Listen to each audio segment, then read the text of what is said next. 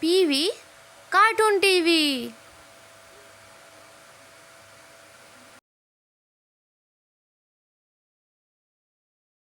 কৃষ্ণ যখন ইন্দ্রকে উপদেশ দিচ্ছিলেন তখন দেবলোক থেকে একটি গাভী এসে সেখানে উপস্থিত হলো। গাভীটির নাম ছিল কামধেনু। তার এক ঐশ্বরিক ক্ষমতা ছিল। সেই শক্তি বলে সে যার যে মনোকামনা তা পূরণ করতে পারত। সে মানুষের গলায় কথা পর্যন্ত বলতে পারত। কামধেনু কৃষ্ণকে বলল,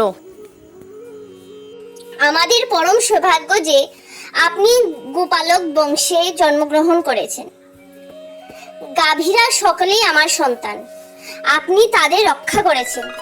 আমাদের কাছে আপনি সকল দেবতার দেবতা। ব্রহ্মার আদেশে আমি আপনাকে পূর্ণ বাড়িতে স্নান করিয়ে আমাদের ইন্দ্রপদে অভিষিক্ত করতে এখানে এসেছি। এই কথা বলে কামধেনু স্বর্গ থেকে আনা পবিত্র বাড়ি ও নিজের দুগ্ধ দিয়ে কৃষ্ণকে স্নান করিয়ে ইন্দ্রপদে অভিষেক সম্পন্ন করল। ইন্দ্রও তার ঐরাবতকে গঙ্গা থেকে জল আনতে বললেন। সেই জল দিয়ে ইন্দ্র কৃষ্ণকে স্নান করিয়ে বললেন, এখন থেকে আপনি গোবিন্দ নামে পরিচিত হবেন।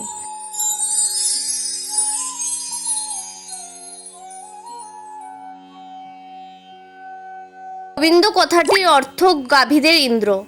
আপনি গাভীদের সম্বন্ধে সমস্ত জানেন এবং তাদের ও সমগ্র জগতের সংসার রক্ষা করেন।